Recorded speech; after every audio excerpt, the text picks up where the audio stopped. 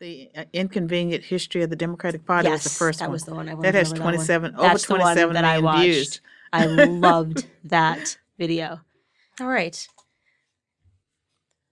Okay, ladies and gentlemen, we are rolling into another episode of the Candace Owens Show, and one that I am so honored to be hosting because I know a lot of you guys have followed my political journey, and it was very hard for me in being a Black conservative to find a lot of Black conservative voices that were strong in the media. Thankfully for me, I stumbled across a Prager University video that was titled The Inconvenient Truth of the Democratic Party. And it really, really sent me down a path of wanting to be on the side of facts and really learning the truth about a lot of things that I had gotten wrong, thanks to a public education system which seeks to miseducate students rather than to educate them. So I am absolutely honored to be hosting Dr. Carol Swain. Dr. Carol Swain is the former professor of Vanderbilt University, a former tenured professor of Princeton University. Dr. Carol Swain, welcome to the Candace Owens Show. Thank you so much. I'm so excited. Thank you for stopping in. You have a most incredible story, and there are a lot of points in your story that kind of intersect with my personal story, my family story, rather. So I really want to start with just who you are as a human being, right? Where it starts in your youth, because you did not have a very easy upbringing. So can you just start with where you're from and how you were raised? Well, first of all, I want to start with the fact that I was shy most of my life. And people look at me today and they think, oh, no, because once I started talking, I never shut up.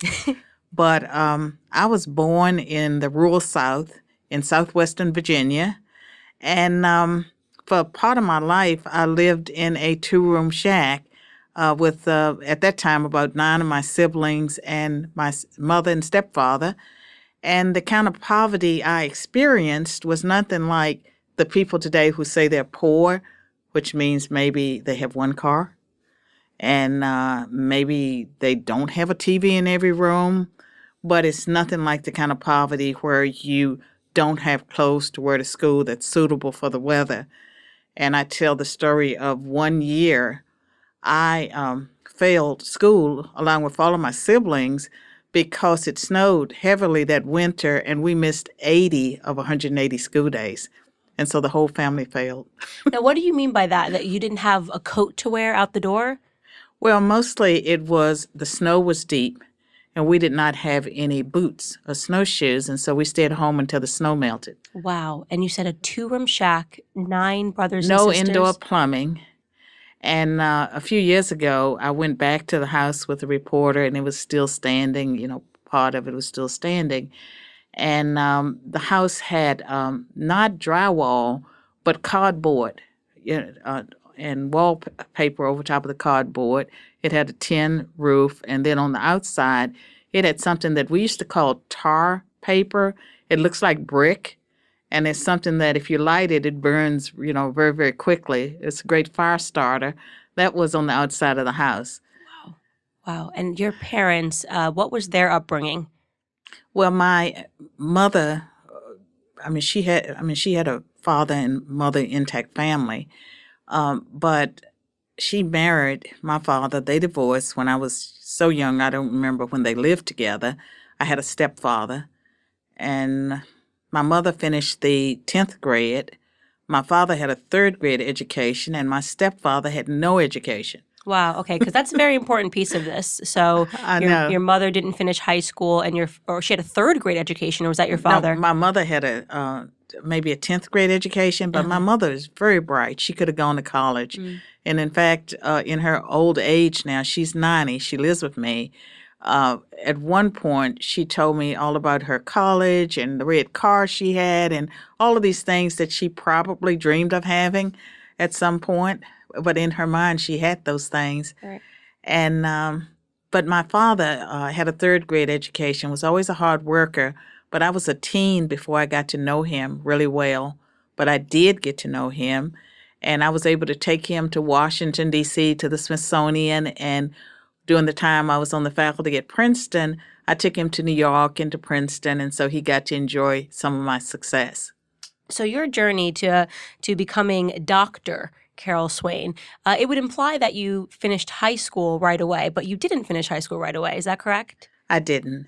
And the thing about me and my siblings, we all finished, we all dropped out of school after completing the eighth grade. For some reason, we made it to the eighth grade. Everyone dropped out. And for myself, I married at 16, had my first child at 17. And when I got married at 16, I was not pregnant. It was important to me, even then, to be married when I had my child. Interesting. And, maybe it was a different era, but that was important to me. And so I had my first child at 17. By the time I was 20, I had 3 small children. And I ended up, part of my story I tell sometime is that during that time in my life, I suffered from depression. I do suicide gestures, which meant I would go through the medicine cabinet. I would take bottles of pills. And, I should have died of all of that, except God had a plan for my life, that was bigger than me. There's no way I would have known that I had a future that would include college and who I am today. But I struggled deeply. But after one of those suicide gestures, and I would call them suicide gestures because I always made sure I was rescued. And I said, don't try that. It may not always work. You may not get rescued. But I would call it a suicide gesture. That's what the doctors called it. And there was my physician was an intern. And he told me I was intelligent, I was attractive, I could do more with my life. And I had forgotten that when I was in school, that I did really well. What do you think now that you can look at things in the retrospect, which adds so much clarity to a lot of the actions and the feelings that we had? What do you think was actually leading to that unhappiness, these suicide gestures, this looking for a way out? What do you think was leading to those emotions? As a child, I never felt that I fit in. And I didn't feel like I fit in with my family. And I was very, very shy. My mother said I used to hide behind furniture and I'd peer out. And I can remember being so shy or so afraid that I would literally forget how to speak. And I would want something. I might be hungry. I might want water. I might want something. And I was like frozen. And you heard that expression, cat got your tongue. That's what it was like for me. And it was like, so I did not have voice as a child. And I don't know whether it was fear. I don't know what held me back. But I didn't fit in. But I always had a sense of there's something I'm supposed to do. Mm. And my mother said I was more serious than any of her other children and that the things that came out of my mouth did not appear to come from a child. And I always had a sense that my mother was afraid of me.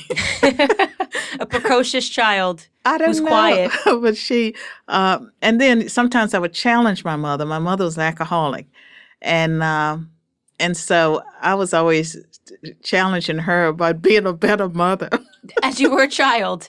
Yeah, that's really funny because my parents always tell me stories and I was super precocious and they think I was an alien because and before I could speak, they thought that I could understand them and I would be standing at the crib watching them speak back and forth. So there may have been something to it. Well, let me tell you, I felt like an alien dropped from outer space. And my mother said I would sometimes be in a corner and I would be drawing or doing something like that, and I would be holding the paper up. And she felt like that I was as if I was interacting with someone. And so there were reasons to be afraid of me. Right. There you go. Yeah, kids especially, when they're quiet and they do weird stuff, it's the most terrifying thing. And there are a lot of scary movies about that. But I'm interested in that struggle. And because I talk a lot about having a similar struggle, and I don't think I went as so far as to make suicide gestures, but that sense of purpose that you're talking about, right? And maybe and please correct me if I'm wrong, but this period of sadness or depression or whichever led to your suicide gestures, could it have been attributed to the fact that you felt that you weren't living your life as you should have been living it? Well, let me tell you what I believe now. And I had a Christian conversion experience late in my life between the time I was leaving Princeton and I accepted the job at Vanderbilt. And I was going through a spiritual journey then that took me through New Age, Eastern religions, a whole bunch of places. So I was on my journey when I accepted the position, but then I became a devout believer. And when I go back to my life, and look at it through the spiritual lens, I had all this purpose. I had all this destiny. I had all these things. And I always felt like there was something I was supposed to do. I had this sense of urgency, yet I was trapped. I was trapped in a bad marriage. And I think that my life didn't line up with the destiny that God had for me. And that's part of what was going on. But I also believe, and this may weird out some of your secular humanist supporters, but I believe that when there's a call on your life and you have destiny, that there's a struggle, like Joseph Campbell, the hero's journey. I think that there's always struggle, and that makes you who you are, and that you have to overcome all of these things. And that's part of life. But I do believe if there's a call on your life, you call for greatness. There are all these forces that are trying to destroy you, and you have to overcome all of these demons. That's what I was going to ask you. I was going to ask you, do you think now that we live in a climate where people are trying to keep others in a struggle, like that people see that it's advantageous to keep people in that struggle and not fighting to sort of break away and become what they were destined to become? I guess a better question would be, do you think every individual has a destiny? Oh, I do. You do. And I think that no Or matter calling, what rather. your situation is, that in the end, I just believe that people come into your life. Like, I became a devout Christian believer late in my life, but I can tell you along the way that individuals came into my life that encouraged me and pushed me. There's no way I would have gone into academia or become a university professor. I didn't know any professors. I started college because I wanted a better job, and I wanted to be able to support myself without a man's income because I'd been in a bad marriage. In fact, I've been married twice in bad marital situations, one very abusive. And I wanted the independence, the financial independence. And so even though I'm very creative and I wanted to do art, and I'd won blue ribbons as a student, I was told to be practical. And so I did business. And that was much more difficult because math was harder without the high school background.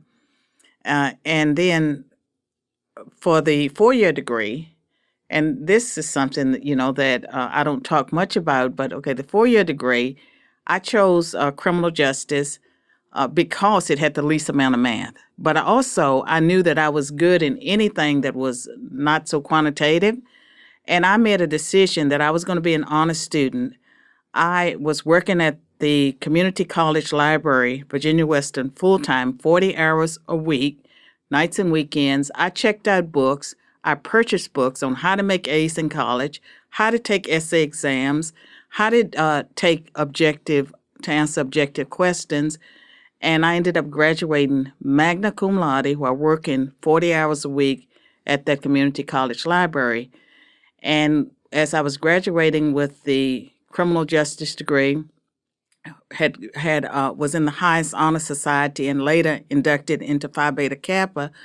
I could have ended my education there, but I decided at the time that I was going to work for the government and that I needed a master's degree.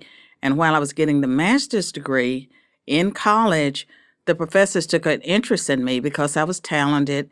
They encouraged me to get a PhD. I was not interested. I kept applying for jobs. And even though I was an honor student, known all over the city, had started getting media attention, I could not get a job. And this was the era of affirmative action. This was the 1980s when affirmative action, an honest student, all of this stuff, and I presented well, I could not get a job. And so the way I would interpret that now is that God had a plan for my life. People steered me towards academia. I was shy. I could not imagine myself teaching. And my image of a teacher is someone that goes to the blackboard, and all this flair, and they write all these things. And I was so shy that just the whole idea, I didn't like my handwriting, of turning my back to a class where people might be laughing and making fun of me and all of this stuff. It was not my idea of how I wanted to live, but I got steered into academia. My professors told me what I needed to do to be successful. I always mentored well, and I always sought the people that were doing what I wanted to do the ones that were doing it well. And so when they told me what I needed to do to be successful in political science, you need to write articles, you need to have creative ideas, you need to give conference papers, I did everything they told me to do. And by the time I was graduating, I was known across the country. I ended up with my own short list, and I got a signing bonus from Princeton and from every school except one. University of Michigan did not make an offer to me, but by the time I interviewed there, I had 4 or 5 offers anyway, and they knew I wasn't going to Michigan. There you go. And so your story is one of remarkable hard work. And kind of getting into the driver's seat of your own life, because it could have gone a different way for you, obviously, with the upbringing that you had. And typically now, especially in society, these are excuses. You could have said, I grew up poor, I have parents that didn't have high school degrees, I'm Black, society, I'm coming up in a society as a Black woman, and yet you instead were at the library checking out books, working really hard to get where you are today. So let me ask you a question. How have things changed? Because you have an interesting story where you got to go through the system and get rewarded based off of your hard work, and then you got to teach in the school systems. Right. And when did you stop teaching? How many years ago? Just two or three years ago. So you're seeing a very, I would imagine, and correct me if I'm wrong, a Except drastically different society. I never stopped teaching. You never stopped teaching. The world is my classroom. That's correct. We're teaching right now. I have millions of pregnant youth students. The world all is your different teacher. ages. As your students the world now. is my classroom. Yeah. But I want to say something else. How it was different. Yeah. When I started my 4-year college, which is Roanoke College in Salem, Virginia, there were probably about 20-some Blacks, and a lot of them were on the basketball team. But the Black students met me, and they were very well-meaning, but they told me who all the racist professors were to avoid. And my personality is such, those are the ones I signed up for. And the person that was my advisor, he was one of the ones that was supposed to be the racist professor. And he did tell me during the orientation period not to expect to do as well in his class at Roanoke College as I had done in the past, because Roanoke College was a really hard school. And to me, that was like throwing the gauntlet down. And so I ended up getting a B+ in the first class I took with him.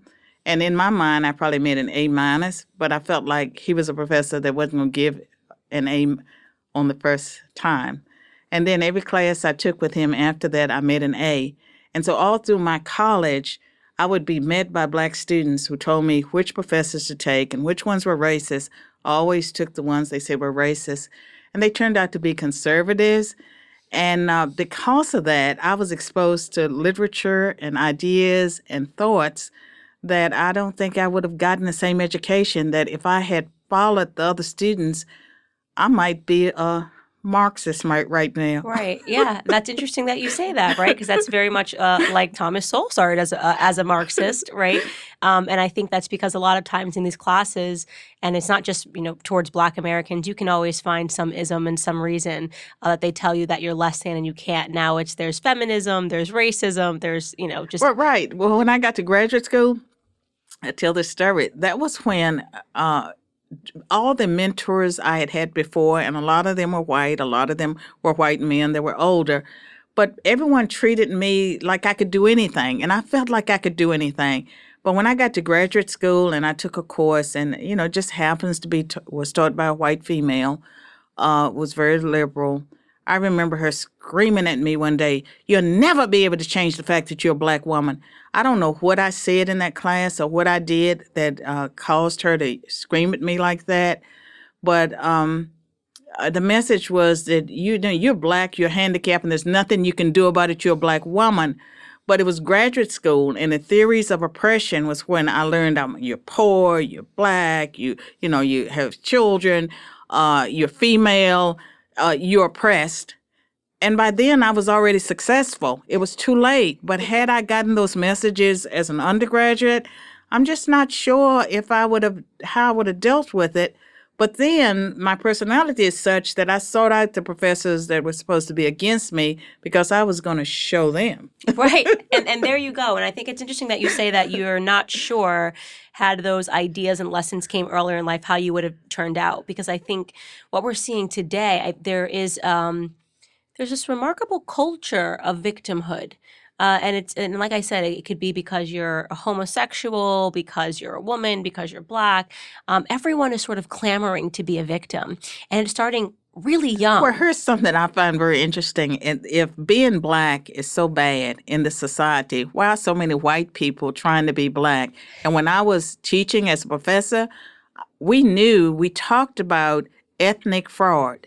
We knew that there were people that were not racial and ethnic minorities that were checking the affirmative action box, passing as minorities. So if it was so bad to be black or so bad to be a minority, why were they trying to pass?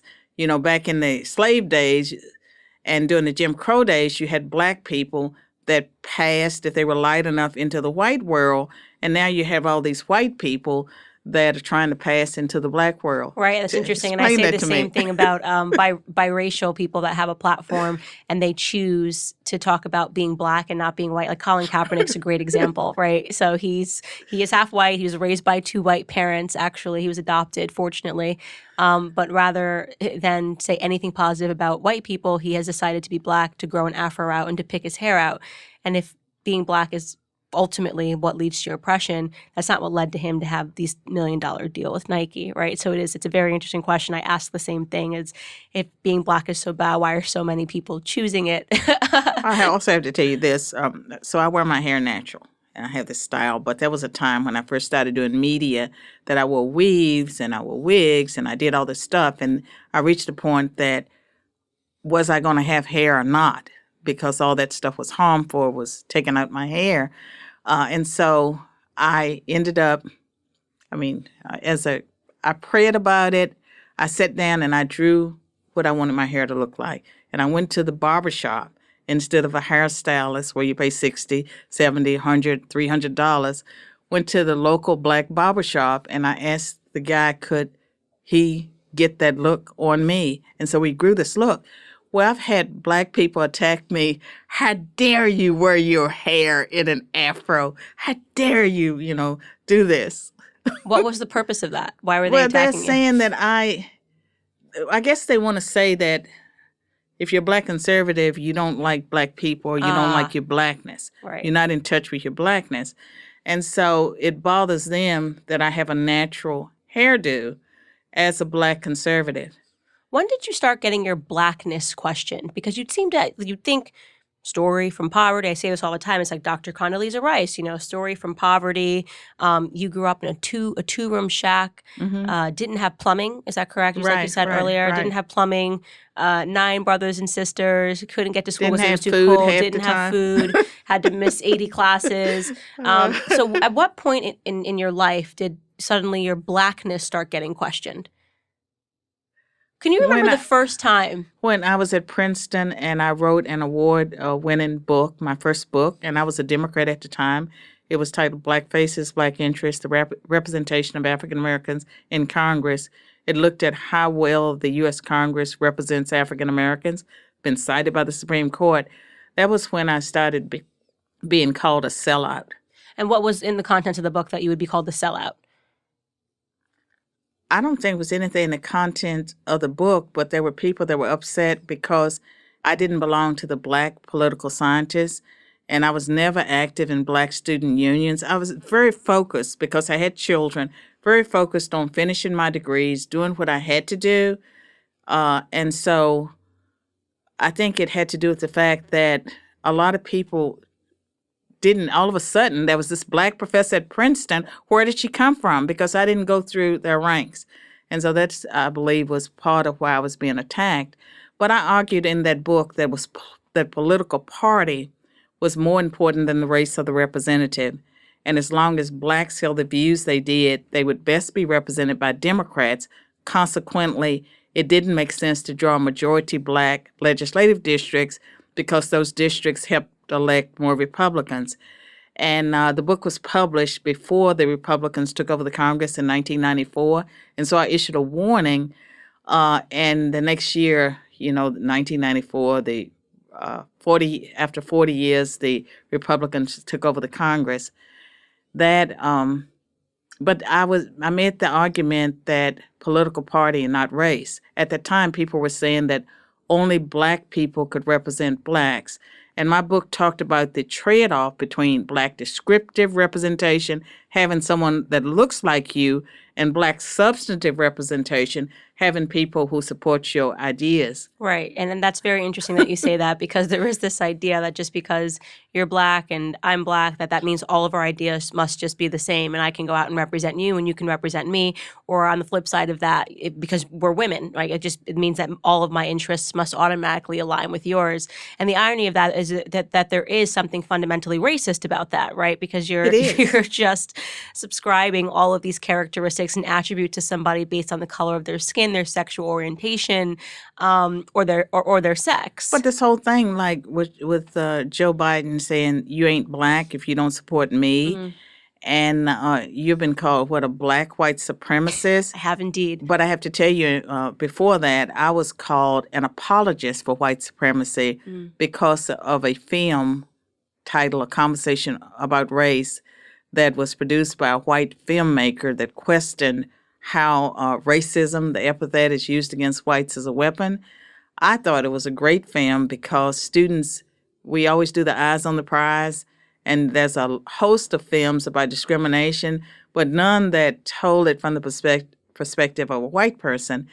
And so I highly recommended that film. The Southern Poverty Law Center came after me, and part of their coming after me had to do with the fact that maybe 3 months before that, I had written for the Huffington Post, then I was writing for them.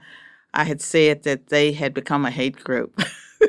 And they have. I was the first to say that, by the way. Right. Yeah, that's it. Yeah, that's so a big. they came after me, and so they in my local newspaper, I'm on the front page with my picture. I'm an apologist for white supremacy, and that was before I had a platform. And so I was harassed, and the people talking about me on the radio or wherever they were talking did not invite me to be on. But James Taranto with the Wall Street Journal wrote an article, 2,000-word article in defense of Carol Swain, and that just sort of shut up everyone for a while. Right, and I get that too, that you're an apologist for white supremacy, which is always foolish, because why would anybody want to help create a society that they couldn't live in, that they couldn't thrive in? And all of that gets really ridiculous. But have you seen now that, or especially now that attacks have increased? I mean, how do you feel in terms of being a voice that speaks out differently from what people are used to hearing from Black people? Well, first of all, I'm so much older than you that I've gone through a lot. And I think race relations are probably worse now than they've ever been before. And I also believe that even though Blacks are living at a time where there are all these opportunities and advantages, we seem to be going backwards. Because when colleges and universities start setting up separate dorms or saying that Black students shouldn't be expected to learn standard English, that the standards need to be relaxed, that is very serious. And that is white supremacy. They're saying that Blacks are inferior. And it bothers me that Black people themselves are demanding lowered standards for themselves. They're actually saying that they're less. That is very, very disturbing. And I've been attacked and called so many names for so long that I really don't care. And when you're my age, when you're 66, you can say you can do anything. And my gray hair, I can get away with. It's probably a lot easier for me than someone young like you. But I am encouraged by what I see in the world, because there's an army of young people of all different races and ethnicities that are truly woke. And they are the ones that's going to transform America if it gets transformed. And so I applaud you for your courage, being out there and taking the blows, because it is difficult. And if you want people to like you and love you, you're in the wrong line of business. I always say that. I'm not looking for friends. And there's so many opportunities, so many temptations for young people, especially those that are people of faith, to compromise their values. And yet, if they stand and don't compromise their values, and I'm talking about regardless of your faith, if you don't compromise your values, there are a lot of other people watching, and you empower them when you stand. Right. That's exactly right. And to go back to your earlier point, I totally agree that we're seeing this totally strange dynamic now where people are being brainwashed to oppress themselves. It's a psychological phenomenon. And the thing about white people, it's like we talk about black people. I think we should talk about white people and the shaming that takes place against white children and young people and college students.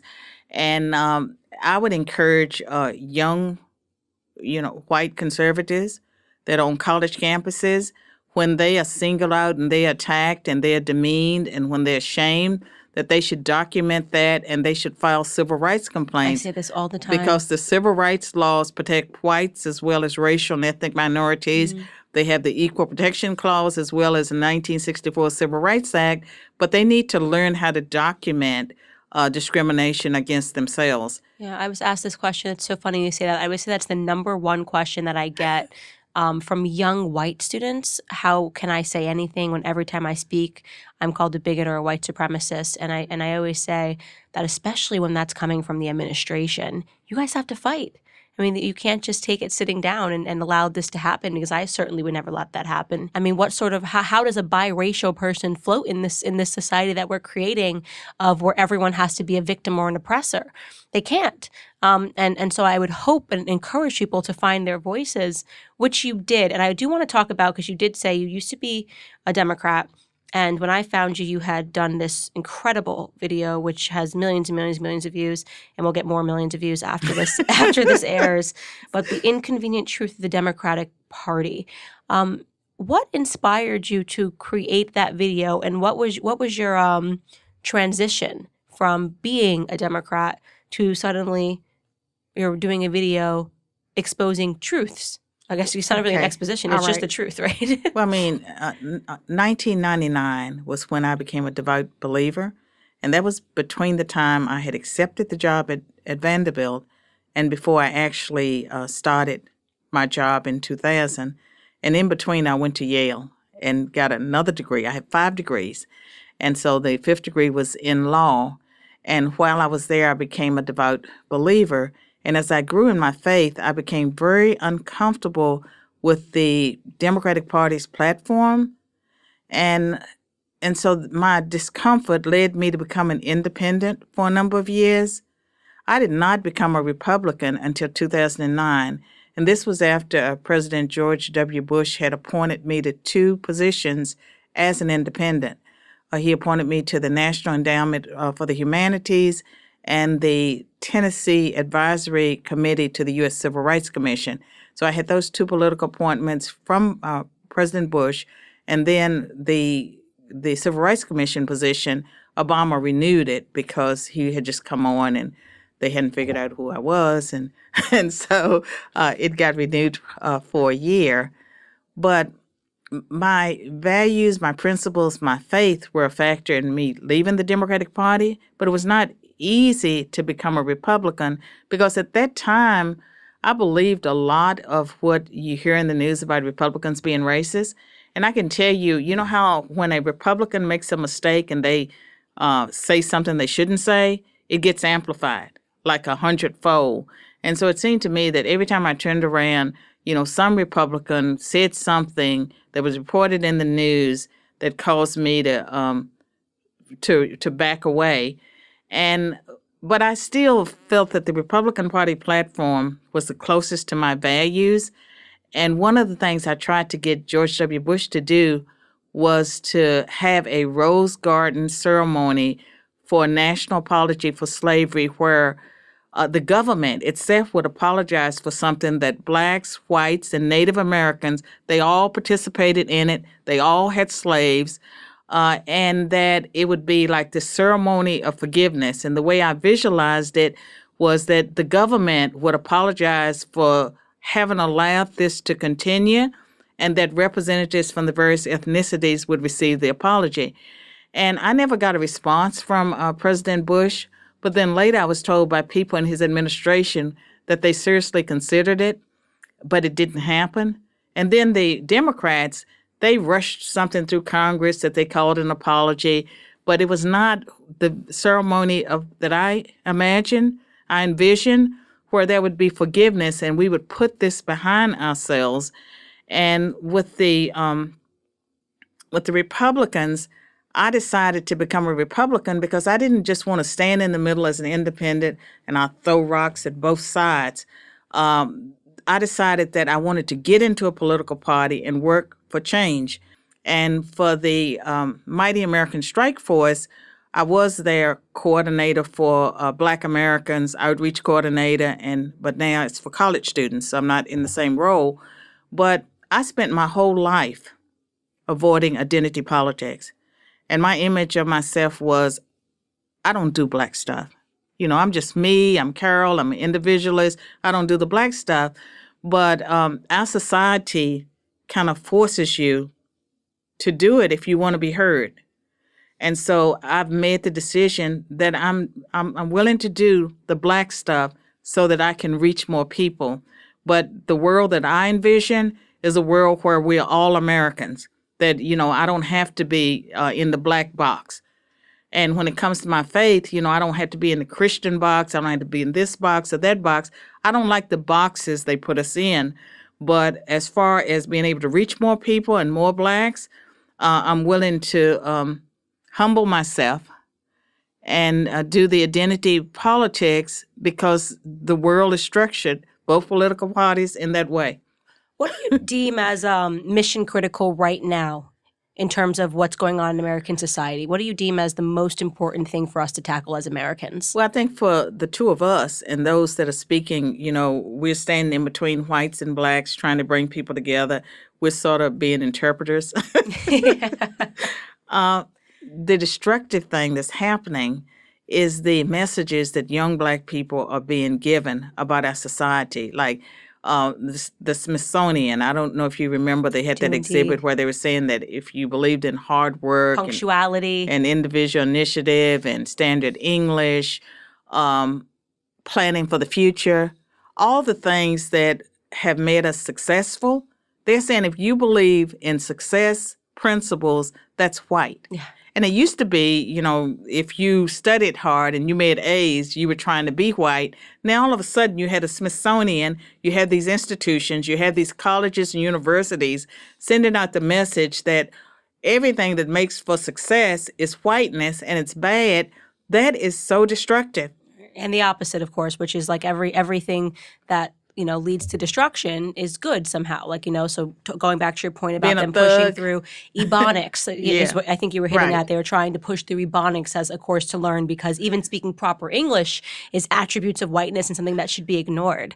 And also on that list of the Smithsonian was punctuality, showing up on time. I want to get this in on your show. Yeah. I have reached the conclusion that progressives hate Blacks. Yes. And here's why. Progressives, if you go back, at the turn of the century, they were pushing the eugenics. They were pushing the sterilization. They pushed the abortions through Planned Parenthood.